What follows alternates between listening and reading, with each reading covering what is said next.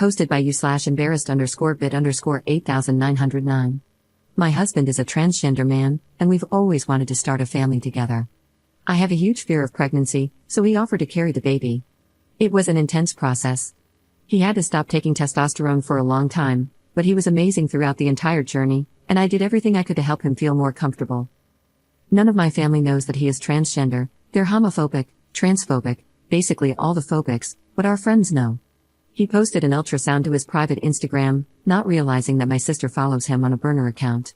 She saw the photo and told my whole family. They were furious that I hadn't told them. Our plan was to say we adopted. They assumed I was the one pregnant and blew up at me, so I just let it go and rolled with the lie because I wasn't going to out my husband. The first couple of months, I let them visit. Eventually, I started eating big meals and purposely bloating myself to the point of discomfort so I'd look pregnant. Around the 6-month mark, they started commenting on how remarkably small I was, but I just played it off. Eventually, I couldn't keep up the lie any longer, so I looked for every excuse in the book to avoid seeing my family.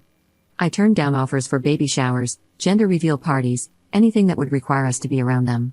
Luckily, my family lives an hour away, and we all have busy lifestyles, so random visits weren't an issue. The one time they did pop in unexpectedly, we happened to be out of the house. If they FaceTimed, I made a point to be in bed, pretending to feel horribly sick so I wouldn't have to give a bump update. I lied my ass off, and they just assumed I was having a rough pregnancy.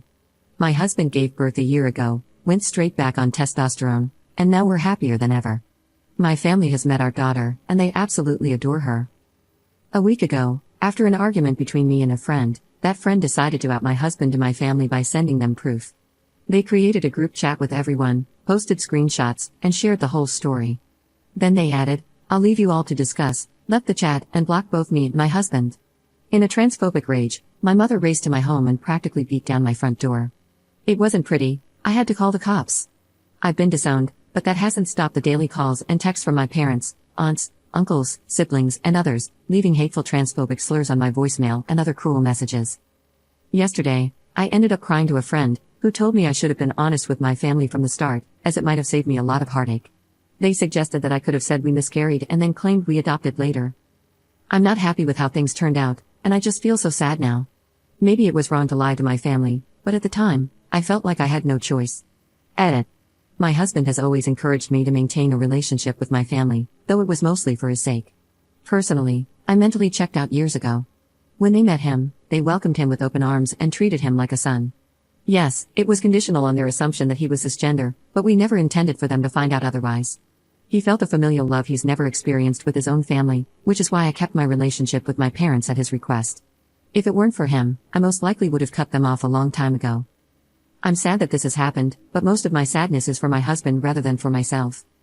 As for the friend who outed him, they're obviously no longer a friend and never will be again. The other friend who said I should have told the truth is on thin ice. Commenter. How did he hide his baby bump and other body changes from them? Ops response. He's a rather large guy, both tall and broad.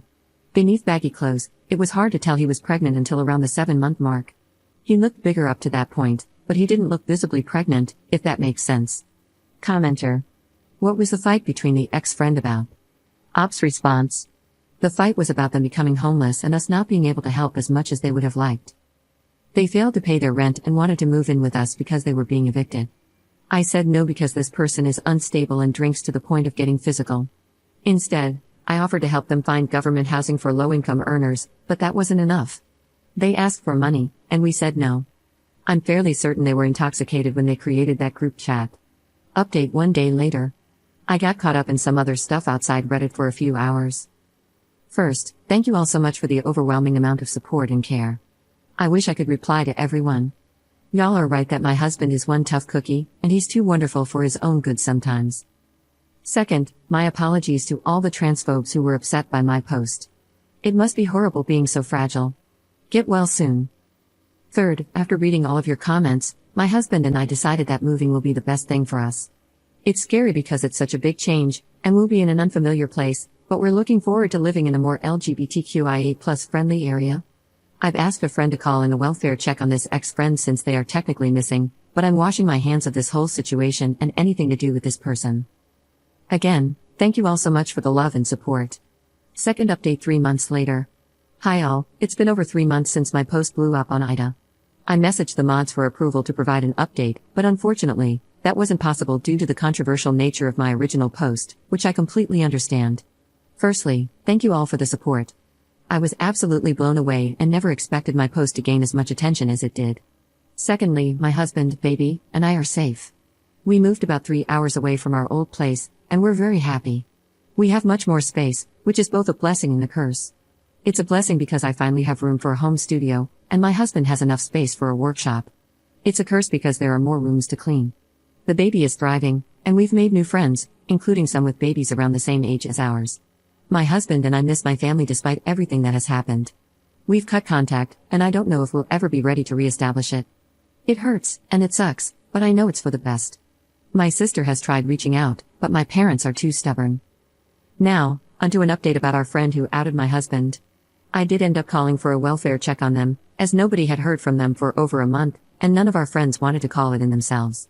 Because they were homeless, it was difficult to track them down, and they weren't considered a high priority despite presenting as manic the last time someone saw them. Unfortunately, their body was recovered a little over 2 weeks ago after their car was found. My husband and I were distraught and still don't feel like it's quite real. We attended their funeral and said our goodbyes. We are considering speaking to a grief counselor together, as we've experienced a lot of loss through this whole ordeal. So, that's about it. Not the happiest update, but I thought I'd hop on and share it anyway.